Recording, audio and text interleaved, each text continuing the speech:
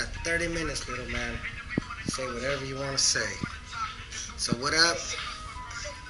This is Vicky Wicked 397, and what we're doing today, I was watching videos, you know what I mean, on how to replace our rectifier. So see in there, got my old rectifier all burnt out. Got the new rectifier, which the bike that we were working on is a 2002 Yamaha R6, and that one is the new rectifier that I burned from a 2002 Yamaha R6. This bad boy is to this one right here is to a 2002 Suzuki gsxr 600. So, like they say, you're not supposed to change manufacturing parts or whatever you call it, but we're gonna make this happen. So let me set this down. One of the little kits right here. I went out and got that. The only thing that I did purchase a part, I gotta get it inside away from the teacup. Battery terminals.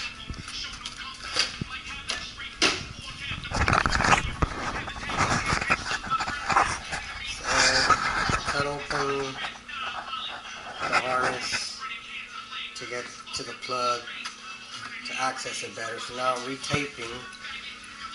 The whole harness back and the new plugs and all that. So I got the harness all wired up again right there. Connected back to the original manufacturing plug. Brought back over, capped off the positive and negative right there, because I'm only running the 3 cables coming from the starter with the bigger gauge connecting from the original manufacturer. What I'm going to do is, after connecting the plugs on the rectifier, I'm going to connect, which you see right there on top, the positive and negative, the 2 single ones above, which actually should be below, whichever way you look at it, the 2 single ones, positive, negative. So what you do is you just go directly to the adapter and bridge it directly to the battery. So what I did is basically, right here is the new rectifier, and here's the original plug to it. So what I've done is, see the original manufacturer plug that was there that I manipulated, it rewired to the harness, got the tips, and I inserted it just like that. Right, so those are pretty well in there. You see the rectifier plugs hanging out right there. You know what I'm saying? So all the cables, I don't know how well you can see the yellow ones.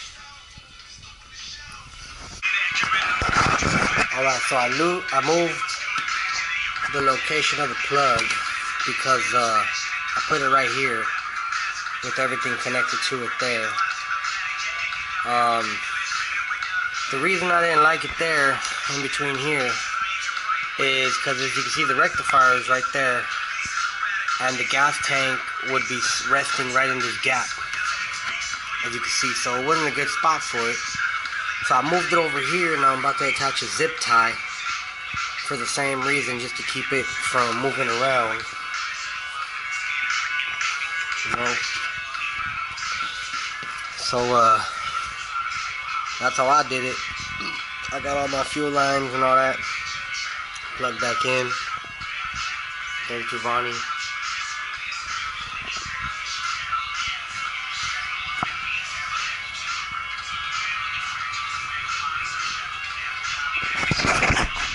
I don't even know what's going on. So I put everything back together. I'm going to manipulate this cable to hide a little more. So you can see the cluster, everything works. earlier when I turned the ignition, the lights are bright, the cluster's on, and it's working properly.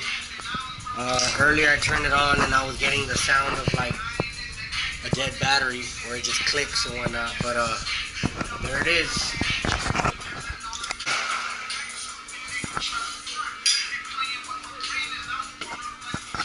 So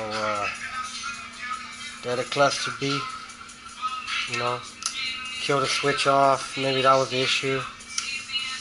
There's the high beams, low beams. Now we gotta wait till it stops raining outside. I don't got a garage here, so I gotta work. This is my my garage. So, alright, so this is a recap on my 2002 Yamaha R6. I was having a problem with my rectifier, which this bike used to belong to my homeboy, and he had a problem with the rectifier. So he replaced it. It was a new one. Now I got the bike.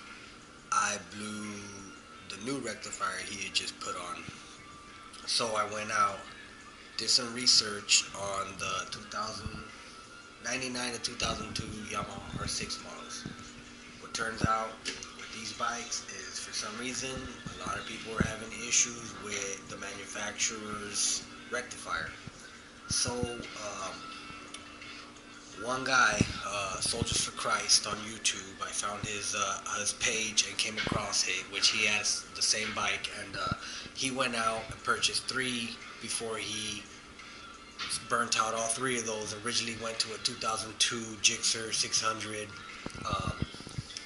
rectifier, and it's been working ever since. All the other comments on the page of other people with the same motorcycle had the same issue. So I went out and I tried it. I purchased my rectifier, you saw in the video and all that. So basically this is the outcome of the video. This is the next day. I took the bike out for a ride. The bike rode good. This is where I got my rectifier. This is where I got my rectifier, of course. But this is the plugs now. So I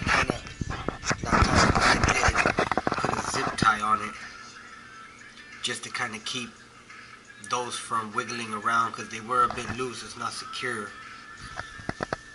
So I went out and I took the bike out for a ride. Took her 4 miles out to Pepper Park and shut her off, parked for a minute with my boy, chilled, turned it back on. She turned on right away. I did have to jump start her the first time, but I'm tripping all over all this stuff right here. I did have to jump start her the first time, but before I even attempted to jump start, I tried to just start her up raw, see what she sounded like, and she did sound very healthy start. That battery is new as well, but see, this battery was new when the rectifier first blew, so it's still good. The charge is good on it. After riding her, like I said, I went out for the 4-mile ride to Pepper Park, and everything was good. From Pepper Park, we took off to the J Street Marina, did the same thing. We shut her off, turned her back on, she started right up. From there, came back home, turned her off, started her, turned right back on. Then from there, took a trip down to the store, same thing.